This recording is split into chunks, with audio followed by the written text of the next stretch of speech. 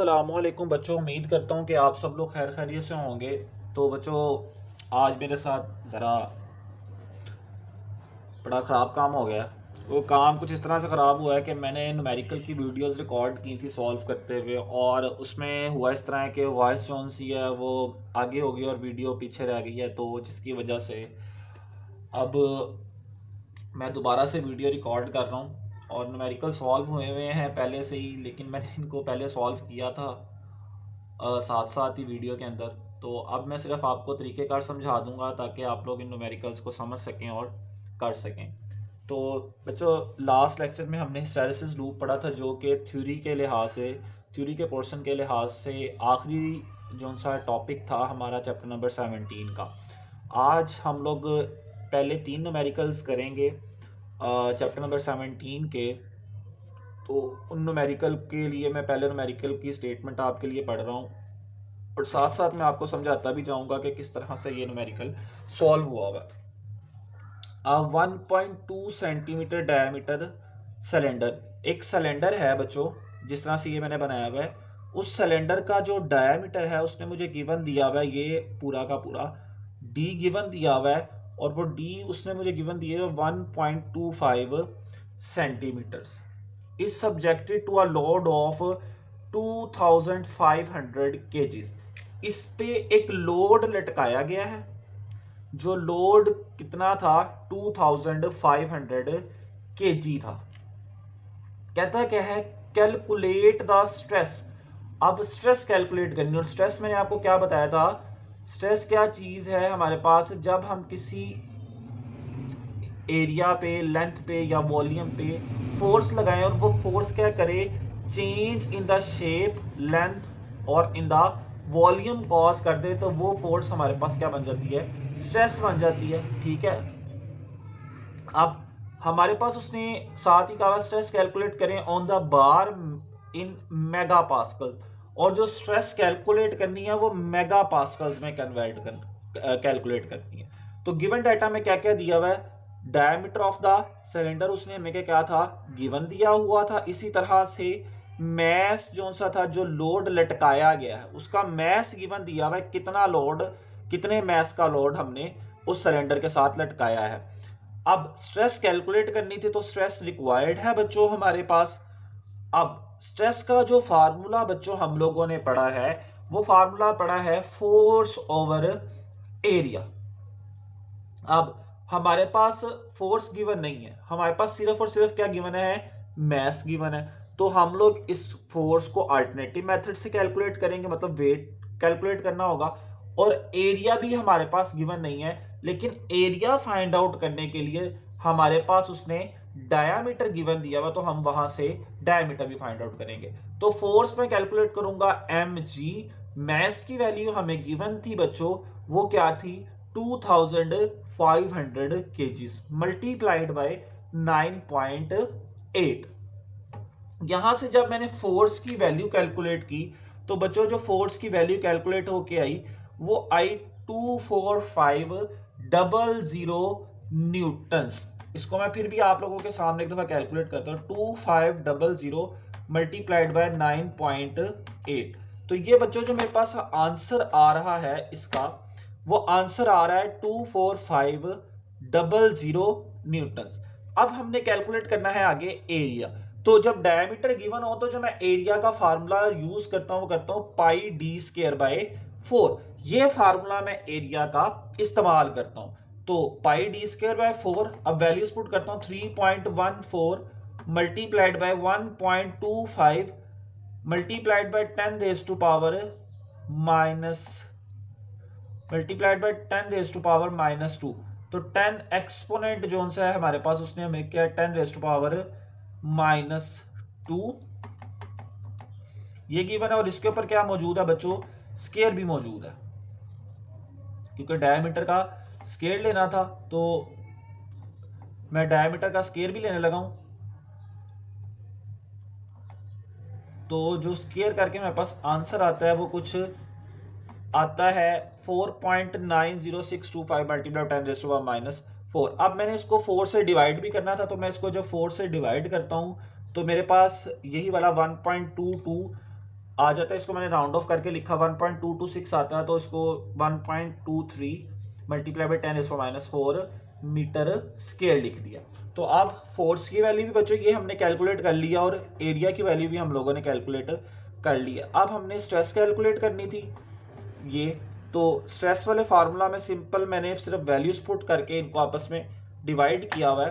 तो values put करके मैं आंसर निकाल लेता हूँ। 24500 डिवाइड हो रहा है किससे बच्चों, 1.23। इसको मैं ब्रैकेट में कर लेता हूँ क्योंकि अक्सर औकात कैलकुलेटर गलती कर देता है।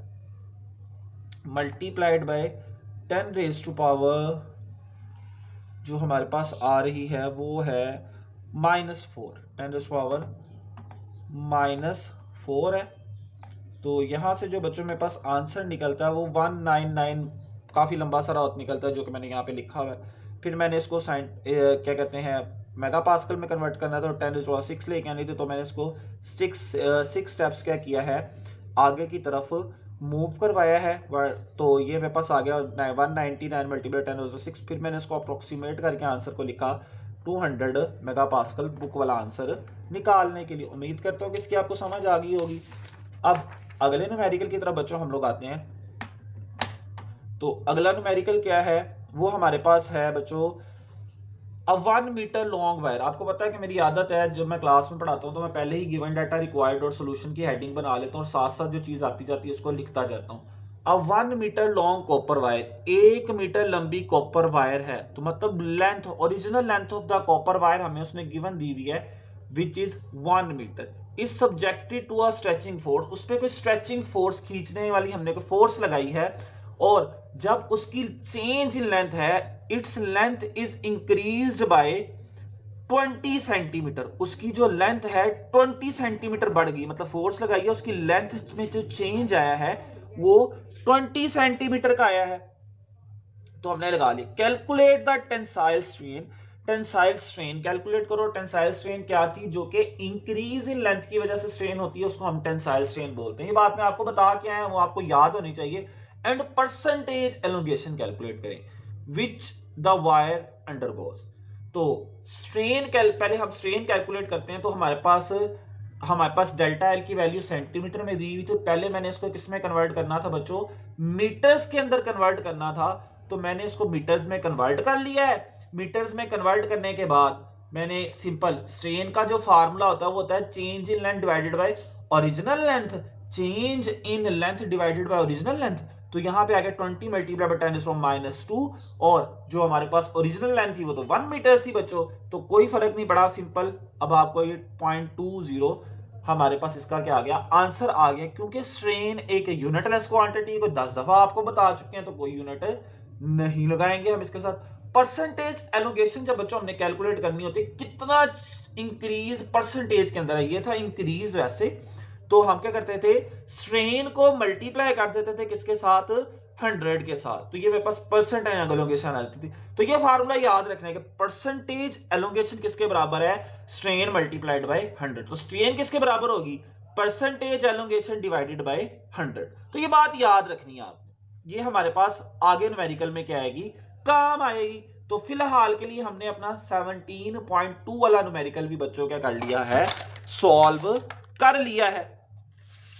अब हम अपने उससे अगले न्यूमेरिकल की तरफ बच्चों चलते हैं, जो कि हमारे पास है 17.3 वाला न्यूमेरिकल। अब इस न्यूमेरिकल की तरफ बच्चों हम लोग आते हैं, तो इसको भी मैं साथ साथ कैलकुलेट करूंगा ताकि आप लोगों को आइडिया होता जाए। अब इसकी भी मैं आपके लिए स्टेटमेंट पढ़ रहा हूं, और उसी तरह से आपको पता है कि मैंने गिवन डाटा रिक्वायर्ड और सोल्यूशन पहले ही लिखा होता है, लिख लेता हूं मैं यूजुअली। अब वायर 2.5 मीटर लॉन्ग, एक वायर है जो कि 2.5 मीटर लंबी है। तो original length of the wire L दी हुई है, तो मैंने लिख लिया कि वो कितनी है, 2.5 मीटर है। And cross section area, cross section area of the wire भी उसने हमें क्या कर दिया है, गिवन दे दिया है। तो उसको भी मैंने यहाँ पे लिख दिया, और सिंपल सीधे सीधे यूनिट्स में दिया हुआ है। इज स्ट्रेच्ड, अब उसको लंबा किया गया, कितना लंबा किया गया, 1.5 मिलीमीटर। तो चेंज इन लेंथ, जब उसके अंदर को खींचा गया है तो उसके अंदर जो चेंज इन लेंथ आई है वो आई है 1.5 मिलीमीटर्स। तो उसको मैंने मीटर्स में भी कन्वर्ट करना था, तो मैंने क्या किया, उस वैल्यू को मीटर्स के अंदर कन्वर्ट कर लिया 10⁻³ से मल्टीप्लाई करके। तो फोर्स अब हमारे पास जो है उसने क्या दी हुई है, by a force of 100 newton. उस पे जो स्ट्रेचिंग फोर्स लगाई है वो कितनी लगाई गई थी, 100 न्यूटन लगाई गई थी in elastic region, elastic region के अंदर। तो इलास्टिक रीजन भी बच्चों आपको बता के हैं, वो मैं याद करें, मैंने क्या कहा था, अगर ये वो रीजन है जिसमें हम अगर बॉडी के ऊपर से फोर्स को रिमूव कर लें तो बॉडी अपनी ओरिजिनल हालत के अंदर बच्चों वापस आ जाती है। बांग क्या कह रहा है, कैलकुलेट स्ट्रेन, स्ट्रेन कैलकुलेट करो, यंग्स मॉडुलस कैलकुलेट करो, energy stored in the wire calculate करो। स्ट्रेन कैलकुलेट करनी है, यंग्स मॉडुलस कैलकुलेट करना है और एनर्जी स्टोर कैलकुलेट करनी है। अच्छा, तो स्ट्रेन का फार्मूला क्या होता था बच्चों, change in length divided by original length. तो यहां पे जो बच्चों हमारे पास चेंज इन लेंथ थी वो क्या थी, चेंज इन लेंथ थी 1.5 मल्टीप्लाइड बाय 10⁻³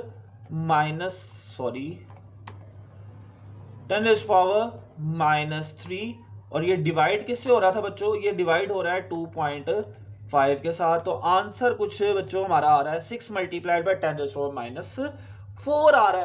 तो ये आंसर हम लोगों ने यहाँ पे इसका कैलकुलेट कर लिया। अब हमने फाइंड आउट क्या करना था बच्चों आगे, यंग्स मॉडुलस। तो यंग्स मॉडुलस का फार्मूला मैं आपको ये वाला लिखवा के आया हूँ, लेकिन force over area length over change in original length over change in length. लेकिन मैं कहता हूं भाई स्ट्रेन पहले कैलकुलेट की हुई है, तो ये स्ट्रेस ओवर स्ट्रेन वाला फार्मूला हमारे लिए ज्यादा आसान है लगाना, कि स्ट्रेस कैलकुलेट करो, स्ट्रेन पहले से कैलकुलेट है, वैल्यू पुट करके आंसर निकालो। इतने लंबे चौड़े चक्कर में बार बार चीजें पुट करके निकालनी है। तो stress over strain, force over area, साथ मैंने क्या लगा दिया, स्ट्रेन का सिंबल लगा दिया। अब फोर्स क्या थी 100 और एरिया क्या था 10⁻⁵। ये मैंने वैल्यूज पुट कर दी हैं बच्चों इसके अंदर, ठीक हो गया। यहां पे जब मैंने इनकी वैल्यूज को पुट किया तो साथ ही मेरे पास स्ट्रेन की वैल्यू थी, ये मैंने कैलकुलेट की हुई है 6 मल्टीप्लाई बाय 10⁻⁴। अब जब मैं इसकी वैल्यू को कैलकुलेट करता हूं, 100 डिवाइडेड बाय 10⁻100 डिवाइडेड बाय 10⁻⁻⁵, ये वैल्यू कैलकुलेट होके आती है, मतलब 7 जीरोस आ रहे थे, उसको मैंने कन्वर्ट कर लिया उसको पावर वाली फॉर्म में, तो 10⁻7 लिख दिया। या आप अगर इसको लिखना चाहें तो 1 मल्टीप्लाइड बाय 10⁻7 भी लिख सकते हैं। नीचे था 6 मल्टीप्लाइड बाय 10⁻⁻⁴। अब मैंने दोबारा से इनको क्या किया, डिवाइड किया, तो मेरे पास क्या आया, 1 मल्टीप्लाइड बाय, ब्रैकेट्स लगा लेते हैं बच्चों, 1 multiplied by 10⁻7 divided by 6 multiplied by 10⁻⁻⁴।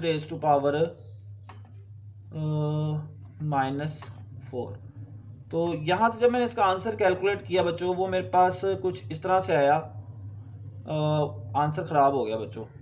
मैं इसको ब्रैकेट्स में लिखता हूं ताकि आंसर सही आ जाए, अदरवाइज ब्रैकेट्स के बगैर ना आंसर बड़ा खराब हो जाता है। तो मेरे पास आंसर आया 1.66 मल्टीप्लाइड बाय 10⁻10, या इसको आप 1.67 राउंड ऑफ करके भी लिख सकते हैं। अब हमारे पास यंग्स मॉडुलस भी कैलकुलेट हो गया, अब एनर्जी स्टोर कैलकुलेट करनी है। तो एनर्जी स्टोर कैलकुलेट करने का हमने फार्मूला पढ़ा था 1.5 F इंटू डेल्टा L, मतलब force multiplied by change in the length आता है।